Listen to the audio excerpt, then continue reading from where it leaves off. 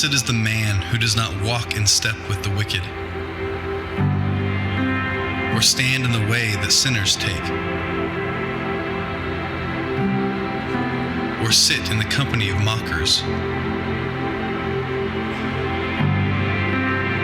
But the man who delights in the law of the Lord and meditates on his law day and night, he is like a tree planted by streams of water, which yield its fruit in season, and whose leaf does not wither.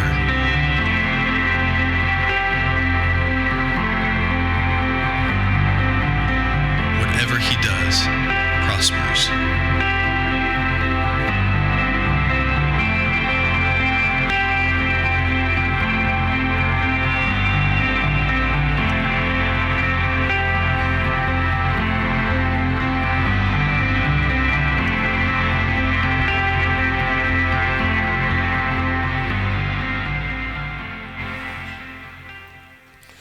So this week we begin a 4-part series entitled Rooted, okay, R-O-O-T-E-D. And so as you came in, we gave you a bag, and in that bag is actually, it's a gladiolas, whatever. It's something flower that kind of grows real big, you know. And so I gave you that in the bag, and so just kind of hang on to it if you would, and I'll share with you what we're going to do with those things and stuff. Because one of the things is, I don't know how long ago it was. It's been a little while. I used to live out in Camden. And out in Camden, we bought this house. It was actually built, the earliest they can see was 1803, which was right about the time that Ohio became a state. But it probably was built before that. No insulation because it didn't need any. It had 3 layers of brick. That was the insulation. The problem is, in the summertime, the brick gets hot. And so guess what? The whole house gets hot. In the wintertime, the brick gets cold. Guess what happens? The whole house gets cold. And so you end up with all of this issues and problems in this old house.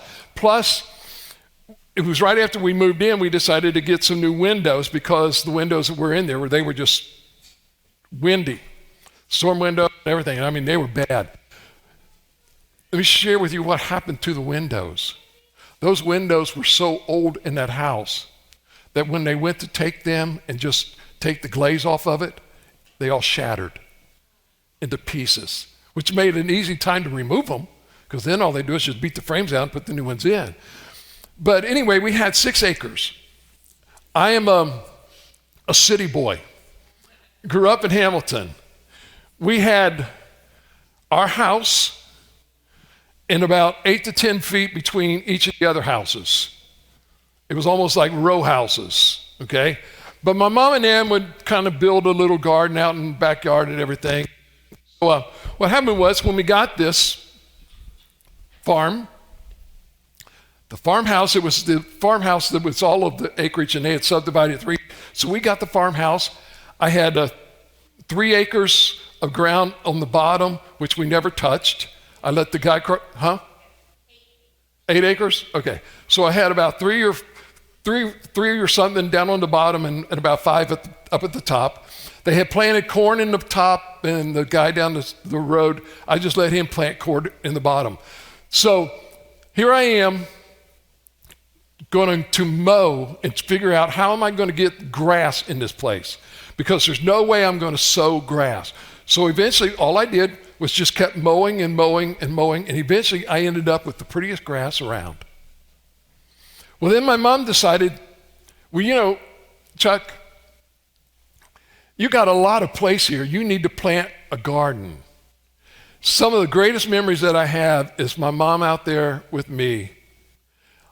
She was telling me what to do. So I got a rototiller. I tilled the ground all up and everything, and I went out and I said, okay, so what do I get? She says, well, you can get some like peppers, tomatoes, lettuce, which was a bad mistake when you got rabbits, because they'll eat everything, and green beans, half runners. And as most of y'all know, half runners are the best. if you cook them just right and everything. So anyway, so we have all of this, and my mom, I planted it all, and so they start growing, and I said, okay, so when are we going to pick the beans? And she said, well, how are they looking? And I said, oh, I think they're about ready. She says, okay, I'll come out and I'll look and I'll see. So she would come out every once in a while, look, make sure that they were okay, and whenever it was time to grow and all this stuff and everything. And she said, okay. She says, I think they're just about right, so go ahead and pick them. I'm a city boy. Have you ever tried picking green beans? It breaks your back. Except if you're a city boy that's smart. You pull the whole plant up. So you pull the whole plant up and you just pick the beans and just throw the plant away, whatever. So I called my mom and I said, okay, Mom, I got all the beans picked off of the plants. You ready? And come here.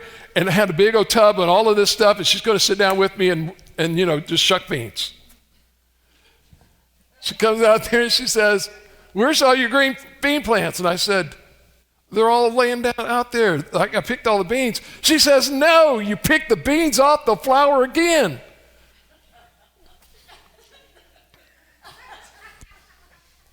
I said, yeah, but you don't understand.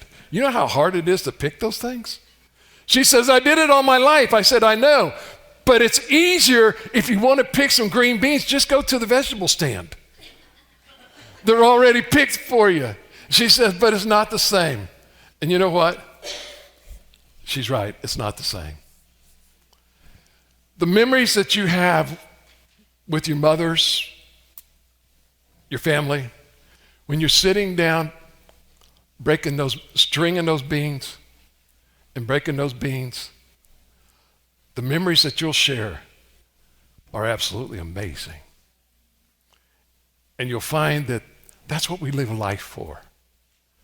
To understand that in order for something to grow, ladies and gentlemen, you got to plant it. And there's things that are essential for that thing to grow. You need to have water, you need to have sun, and you need to have good soil. So I decided this year, I'm not allowed to plant a garden. Okay? So in our homeowners association, you're not allowed to have gardens. So I've got people in my subdivision that actually have flower pot gardens. Others have bales of hay, and it's elevated so you can have a garden. And so they've got plants growing out. Well, these are peppers. But the problem was that when I planted it, and I have no idea why, something came and ate every one of the blossoms or the blooms. So I'm looking to see if I'll ever get another bloom on here to get a pepper. I doubt it. But I'm looking to see how high this thing is going to get, because I actually planted this myself. And I just want to see, can I really make some things grow? We've already got some tomatoes that my wife loves. She loves bologna sandwiches with tomatoes. And so that's kind of like what she does. On the very beginning of here, in the video that was shown, it was actually out of Psalms chapter 1 and verse number 3. It basically talks about how can I prosper? How can I get wise? And he begins to tell us that what we can do is, if we get rooted in our faith, David says, if we get rooted in our faith, what will happen is we will be like a tree planted by streams of water, which yields its fruit in season and whose leaf does not wither. One of the things that we don't understand, ladies and gentlemen, is this. Today in our society, we have a lot of kids that are not rooted in anything. They have no idea. They're just going with whatever the new fad is and whatever the new belief is. And so what ends up happening is they can't understand, okay, now what do I do? Because I never ever got grounded or rooted in something. That was what a part of why we have children, and as parents, some of the things that we're supposed to do in raising up our children.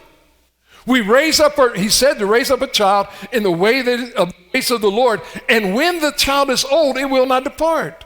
Now, does that mean that they're always going to be perfect? No. Were you? Absolutely not. Was I?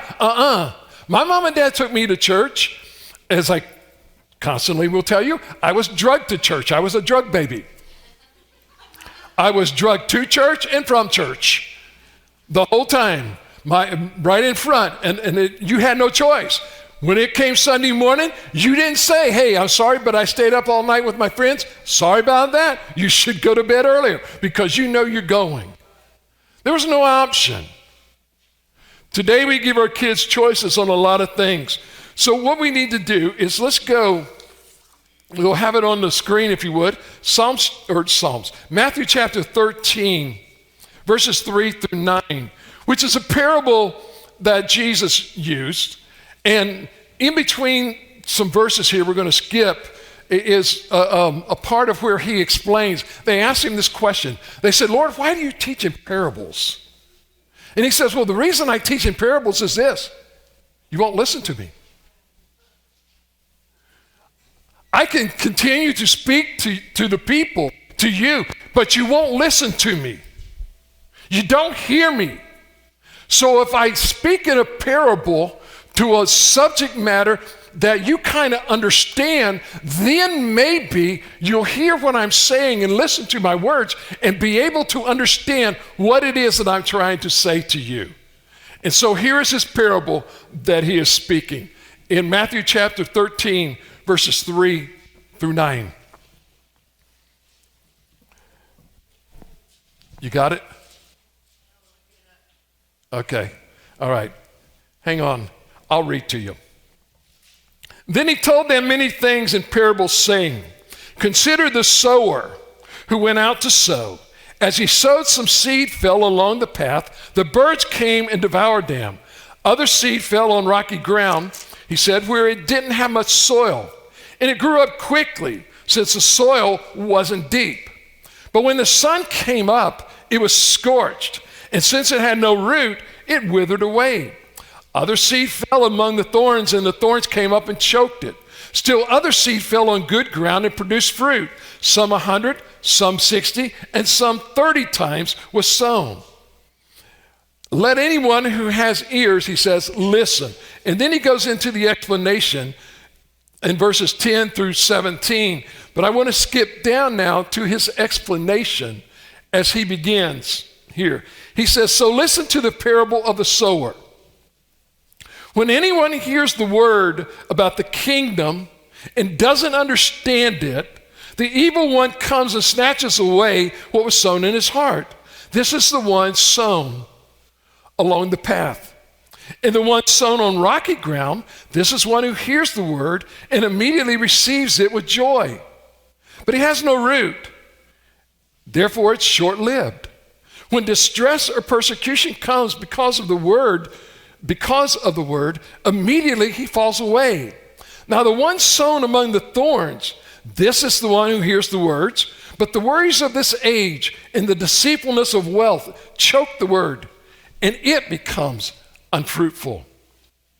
Verse number 23, but the one sown on the good ground, this is the one who hears and understands the word, who does produce fruit and yields some 100, some 60, and some 30 times what was sown.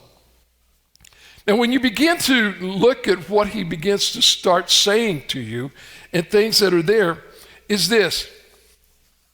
There are some times that you're going to try to talk to people about Jesus. You're going to try to talk to them about the scriptures, about the Bible.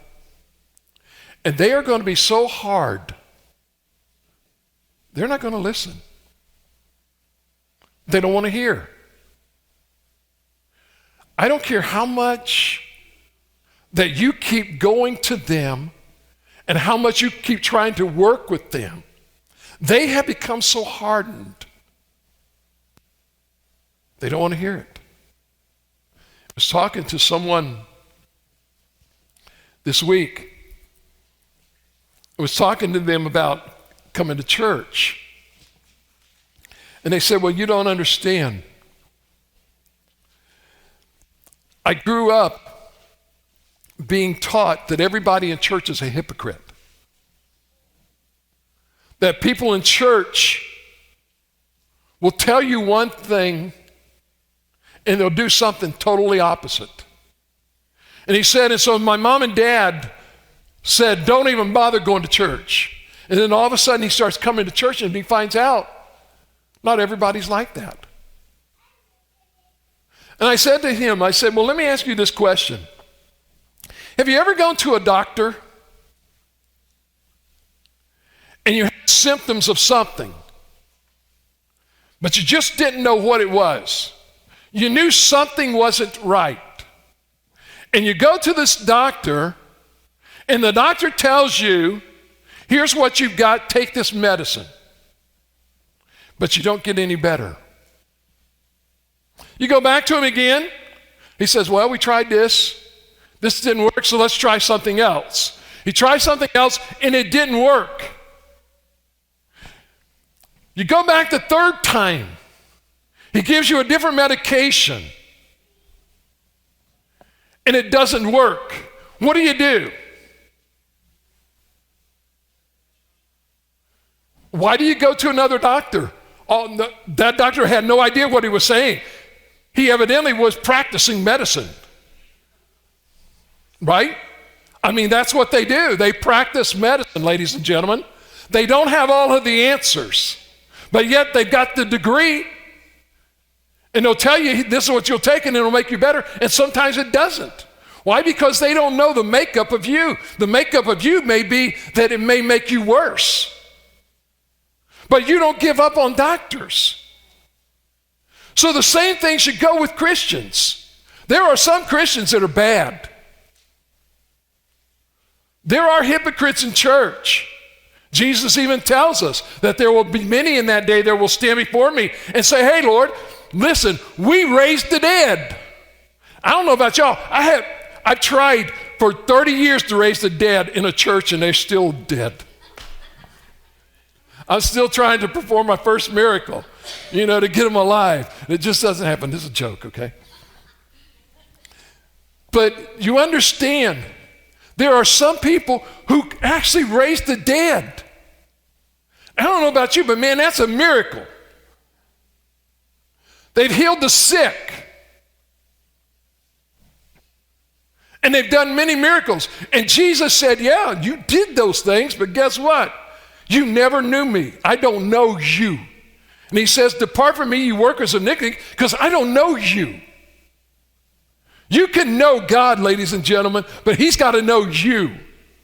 And this is where we need to be rooted in him. And so what ends up happening is the enemy takes the word that this person who's hardened, what ends up happening? As soon as the seed gets sown, the enemy comes and just snatches it away. It has no place to take root because the ground is so hard. And he says that he begins to tell us that this kind of soil will never, ever reproduce. It can't. Have you ever tried to sow seeds sometime somewhere and you just can't get it to grow? It's good, you think it's good ground. But the problem is there's something in that soil that sucks out all the nutrients that plant needs to grow. That, ladies and gentlemen, is just like Satan. You'll hear the word of God.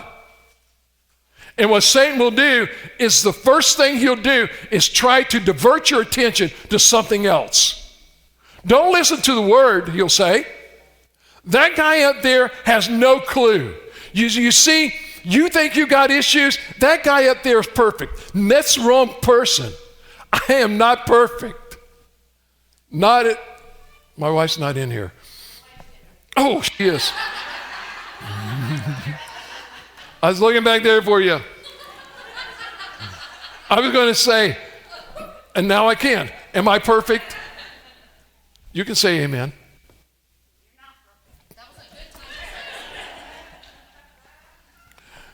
Comes from the person that knows me the best. Okay? But I'm not perfect. And does Satan try to attack me? Absolutely. But the problem is the ground that the word is being sown on is not hard ground. The ground that he planted a seed in a long time ago, it's been tilled. It's been turned. And there's been a lot of sun and soil and wind and rain and everything else that's kind of come along and do this. And so what ends up happening is it's like trying to plant a seed in a desert. It just won't grow. It's just like trying to plant it in nothing but rocks. Now, I know some of you are going to say, well, hold on a minute. I see a lot of times mountains, and on the side of these mountains, it's nothing but rocks. But in the rocks, there's plants. Somehow, somewhere, there's something inside of there where that seed took root for it to grow. Otherwise, it's not going anywhere. It has to have something to attach to. And sometimes the enemy, ladies and gentlemen, is trying to steal everything that he can from you. Now, I'm not going to tell you that everything is going to be great and wonderful. I can't promise you that. I got a message from a lady, a Facebook friend, and I got a message from Barb this morning as we were talking. This lady's granddaughter, she's in her late 20s, early 30s, has 2 children, 2 boys, one 6 and one 3. And so what happened was they were partying. Her husband the grandson is in prison. The mother is home with the 2 kids, partying last night, or Friday night, doing drugs. Her 6-year-old gets up in the morning and goes in and finds the mom laying in the floor. And all he knows is that mommy's sick and threw up all over herself, failing to realize that mommy had OD'd. And now there's a 6-year-old and a 3-year-old who has a father in prison and a mother that is dead. Barb was telling me of a lady that she knows, a real good friend, I believe, right? And the accident that happened on the west side of Hamilton, on Hamilton Cleves, or where B Street turns into Cleves, where a gentleman was driving and went left of center, struck a car. The lady that was the passenger died. The guy that's driving is, I guess, in ICU or very banged up or something. But the other 4 people in the other car are hurt too. Another person lost their life. How many people do you know in your life lately? It seems like it's nothing but turmoil and uncertainty. And the problem is they have no foundation, nothing to plant a seed in, because their heart is so hardened. They don't want to listen to the word. Church is a crutch.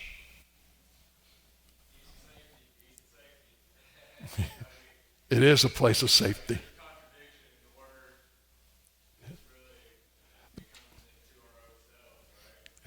But the word has to come in. And what ends up happening is that if we don't have a foundation, it won't go there. And so this is what happens with somebody's heart. Now, when you look in Matthew chapter 13 and verses 20 and 21, you also find a heart that's troubled. And that heart that's troubled produces shallow roots. And what that verse said is this. It says, and the one sown on rocky ground, this is the one who hears the word, immediately receives it with joy. But he has no root and is short-lived. When distress or persecution comes because of the word, immediately he falls away. There are a lot of people who became Christians. And I mean, they really, truly, their life was a mess. And they wanted to change. And so what happened was, they heard the preacher say this, which you will never, ever hear me say this. Because let me say this to you.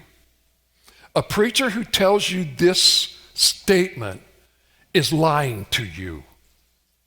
When they tell you that you come to Jesus and your life will be a bed of roses and everything will be just fine, they're lying to you. Because if that's true, then what happened to Jesus? He was persecuted, spit upon. He was crucified. He was rebuked by his own people. And so what ends up happening is this. He says that when troubled times come, what happens is they have an interest in the gospel. And they seem to embrace it. But then all of a sudden, troubles happen. Problems happen. I can share with you, we were pastoring a church. And we had a flood which destroyed everything we had except the clothes that we had on our backs and the 2 vehicles that we got out of the flood up the hill. It came in and destroyed baby pictures, destroyed everything. The furniture that we had bought in the 1970s was totally destroyed. The water inside our house was up to the seat on the toilet. And I still am amazed because the electricity didn't go off. And I'm thinking, really? There's water in the outlets and this stuff ain't going off? We got some issues here. We had to rebuild that to live in it. I've been without a job. I've shared with you, I worked for 6 months like an idiot, not getting paid, promising I'd get paid, and that was in 2006, 2007. 13 years later, I'm still looking for my money, and I still haven't gotten paid. But can I tell you something? We had just bought a brand new house with a huge mortgage payment. And you know what? We never missed a payment. Somehow, some way, somewhere, God always came through. Was I rich? No.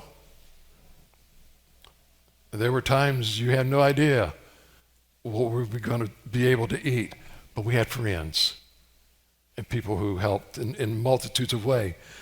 But if I had not been where I was, you talk about difficulties and everything else. Jesus says this in John 16:33. He says, in this world, you will have trouble. Take heart. So if you think as a Christian, things aren't going to happen in your life, you're wrong. And as a pastor, I will never, ever tell you that. I will never, ever tell you that everything will work out the way you want it to work out. It just doesn't. But God has a plan. And we're part of that plan. And it's trying to figure out how do we get rooted in the way that he wants. Shallow roots, ladies and gentlemen, They will help you when times are good. But let me tell you something. When things get bad, it ain't going to help. You're going to be moaning and groaning, why me, Lord? Why does this happen to me? And he's trying to say, why not? You're in this world. I told you that in this world you will have trouble. You will have trouble. It will occur. It will happen. These are the things that are going on. Verse number 22. Look at what he says. He says, now the one sown among the thorns, this is one who hears the word, but the worries of this age, the deceitfulness of wealth, choke the world, and it becomes, he says, unfruitful. So what's he saying? We get distracted. How many times in your life have things been going okay, then all of a sudden a distraction comes along? And it's not very hard. For instance, how many times have you been watching a TV show and you get right to the best part and somebody calls you? Or you get right to the best part and you hear, Mommy, can you come here? What's wrong? There's something underneath my bed. There's nothing underneath your bed. Yeah, Mom, there's something underneath my bed. I told you not to watch that movie before you went to bed. You don't understand. Mom, can you come and help me? And this is before the time of the DVRs, okay? Now you can just go ahead and pause it in that sucker, and there ain't no distraction then, you know? Go ahead and rewind, and that's cool. As a matter of fact, what you can do is you like this sermon so much you can go onto Facebook and you can watch it again. And if you got a point in there that you really liked or that you didn't get, the good thing about it is you can go back and play it over and over and over again. And you get the best looking guy on TV. You know, the funniest too. But just don't get distracted. Because what ends up happening is a distracted heart bears no fruit either. In our life as Christians, there are distractions that will come along. And the reason they're there is because Satan doesn't want you bearing fruit. I was talking to some people this week, and they were talking about when are we ever going to get back to normal in church? And I asked the question, what is normal?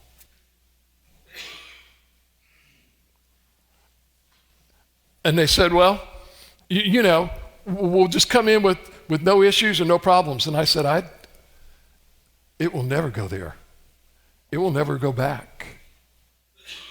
There are so many things that's going on that life is just, your life, if you try to go back to your life the way it was 2 years ago, it probably is not going to happen. Because there's going to come another virus that may be more contagious than this one. There are some viruses that are already out there that we've never ever found a vaccine for. AIDS. There is no vaccine for it. The SARS virus, which is the same thing as this coronavirus, we've never found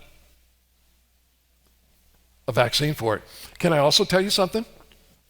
This virus is also the same virus that gives you the common cold. Do you have a vaccine for the common cold? No. This virus is the same virus that gives you the flu. Do you have a vaccine for the flu? No, you have a flu shot.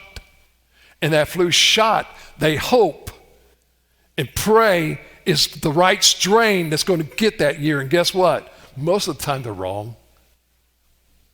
And so what happens? Maybe you don't get the flu, or maybe you do. You're kind of fortunate. So the problem is that everybody keeps saying, well, everything's going to be fine as soon as they find a vaccine.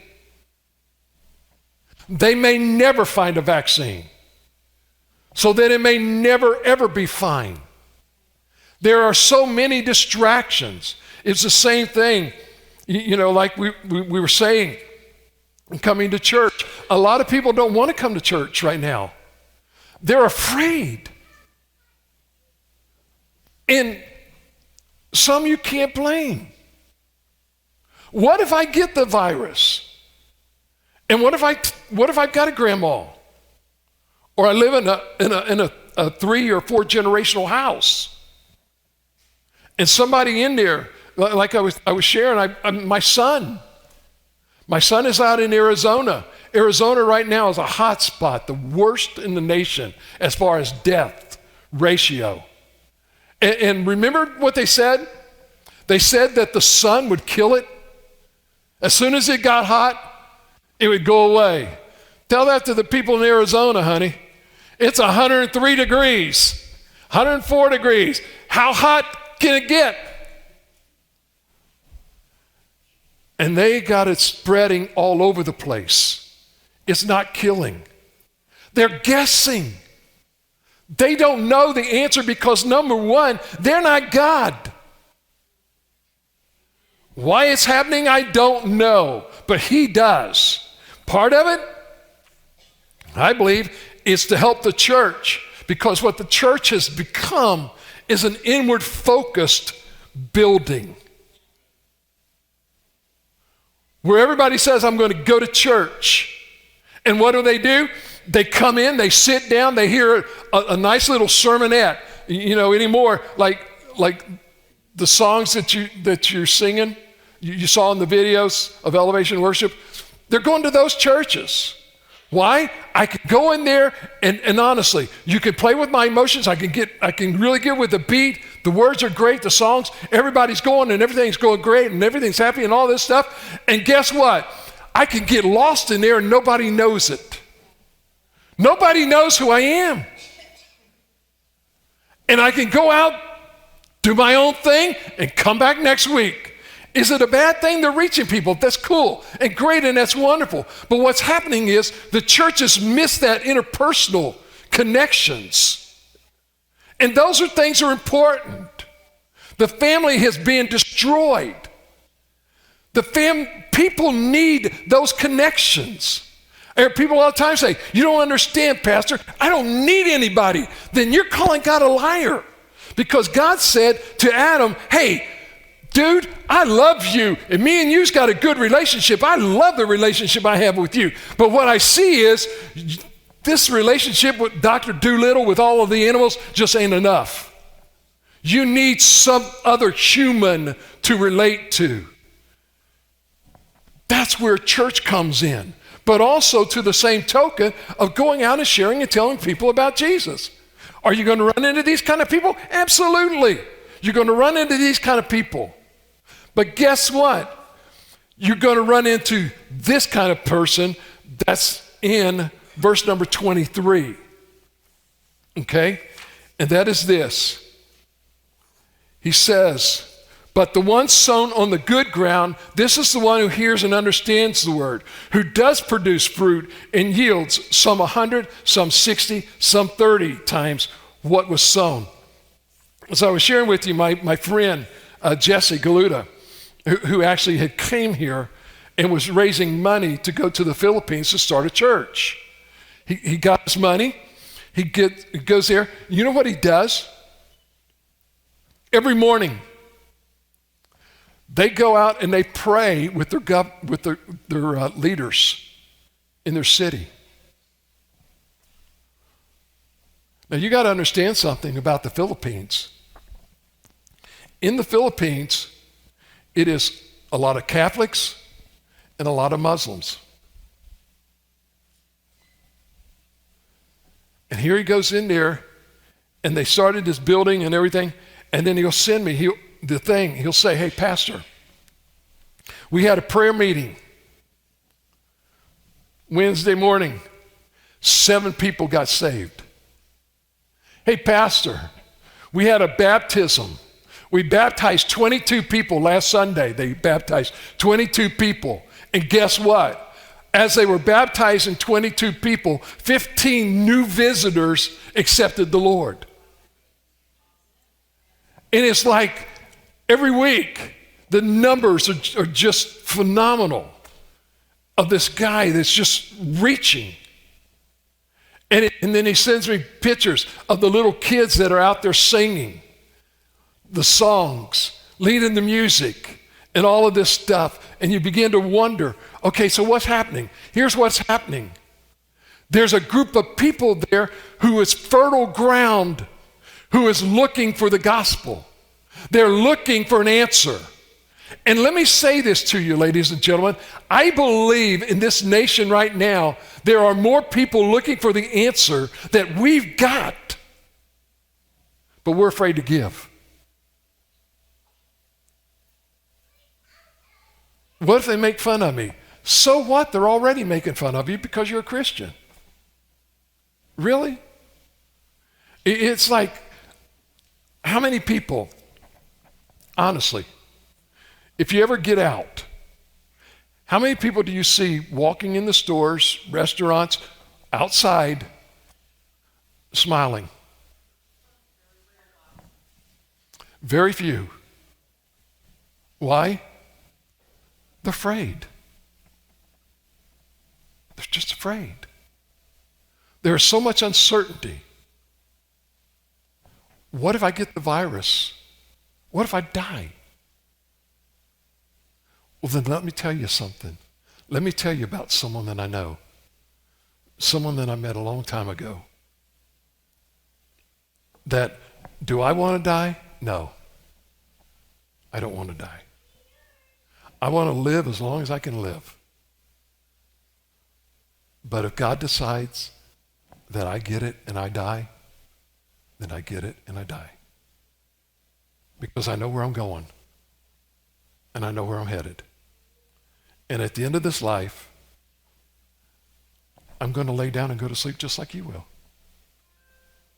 But it's what happens when I wake up and you wake up that's going to make the big difference. Because you see, I know where I'm going. And sometimes when this fertile heart, this is the one that sustains life. And let me say this to you. If I could ask you this question, are you living or are you just existing? There's a lot of people today that are just existing. They're living for the moment, and that's it. Remember, there was a rich man who, they said there was a big harvest, and he said, you know, what should I do? And he says, I got to build some bigger barns to hold all of the excess. And they said, okay, we'll do that. And what did the Lord say? He says, hey, tonight you're going to die. And then what do you have? All of the stuff that you accumulated, you can't take it with you. It's going to stay behind, and your relatives are going to fight over it. Over who gets this or who gets that. I told my kids that I pray that I spent my last penny before I die. I've got a lot of stuff you can have, but I probably won't have much money, you know, because it's here. So what happens? So I gave you all a seed or a bulb this morning. And so I want you to just take it out right now. And here's what I want you to ask yourself. If this bulb that I hold in my hand right now, if I was to plant this in my life, what would happen to it? Would it grow?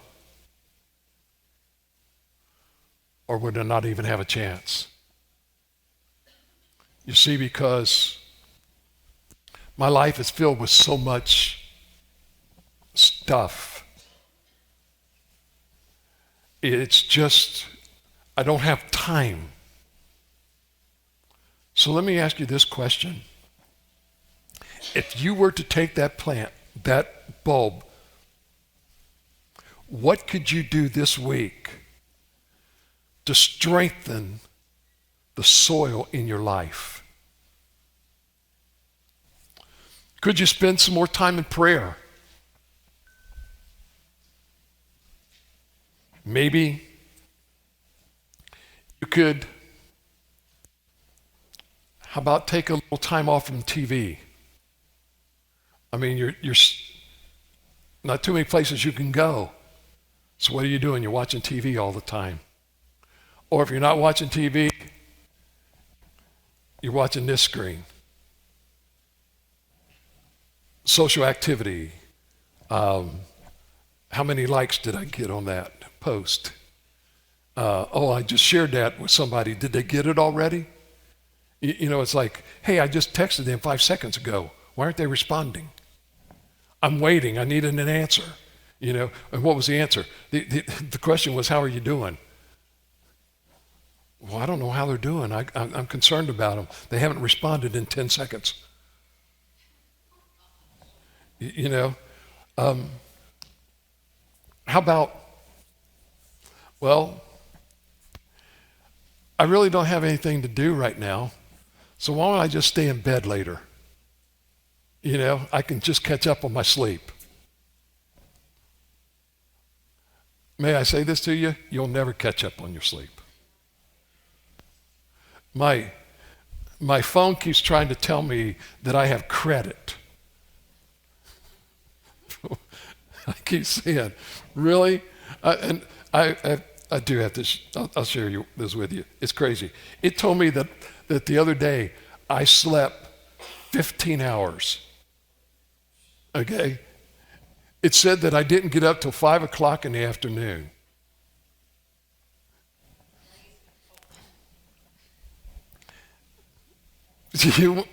And I had gotten up, I had drove here to church, and sat here all day working, and just getting up just every once in a while. It counted that as time of sleep.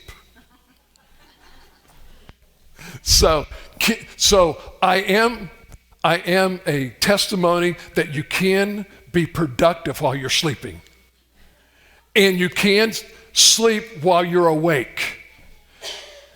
It says so on my phone, and it must be the truth.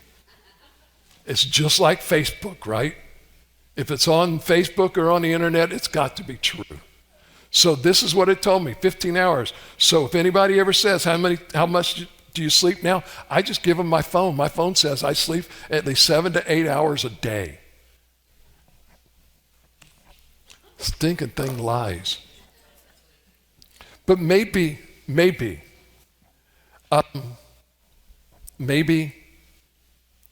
you could spend a little bit more time in the morning, getting up a little bit earlier, opening your Bible and reading, or opening your heart and praying, and doing a little bit more conversation with God. But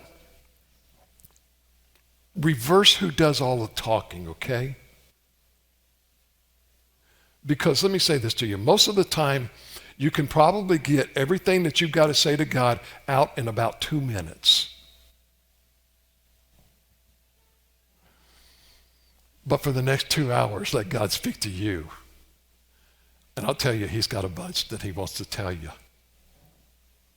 And a lot that he wants to share with you, if you'll let him. Or maybe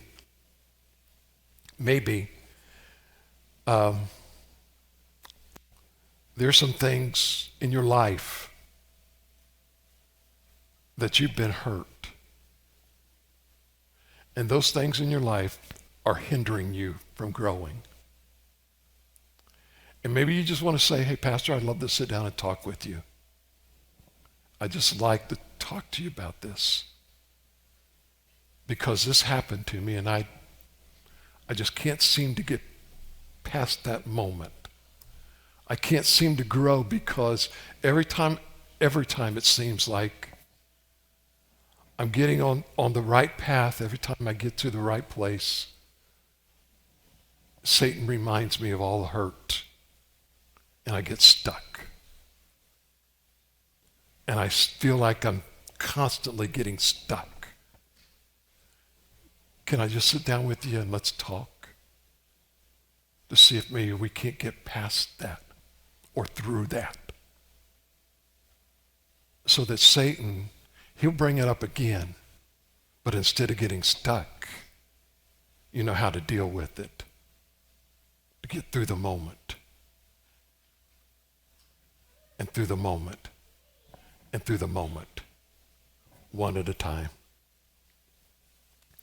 So here's what I'm going to say to you. They're going to come and sing the invitation. And so, hopefully, they are. Maybe not. It's got a low battery, so you may have to sing it fast.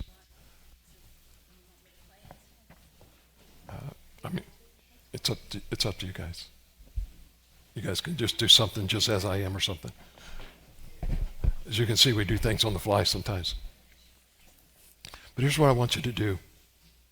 Maybe it's time that you tell God, hey, you know what? God, let me borrow yours for just a minute. I've been thinking about this, Lord. And when I gave my life to you, you gave me your Holy Spirit as a seed to get planted in my life. And unfortunately, Lord, this looks about the same way it was when you gave it to me. It really hasn't gone very far. And I know that I need to do something about that right now. So God, here's what I want to do. I want to bring my bulb, my seed with me. I just want to have a talk with you.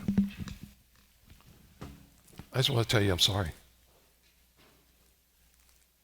I'm sorry for not accepting the sunshine that you wanted to give this to grow. I'm sorry that I didn't let your rain come and water it, because all I did was just complain and grumbled. Or I'm sorry, God, that I never really let you till up the ground to really where this could grab roots. And so, God, here's what I want to do. I want to keep this. And at the end of the day, what I want you to do is just find a place to plant it and watch it grow.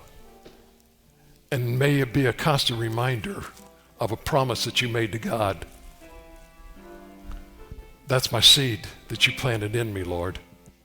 And that I want it to grow just like that grows. It's your decision this morning as we stand and as we sing.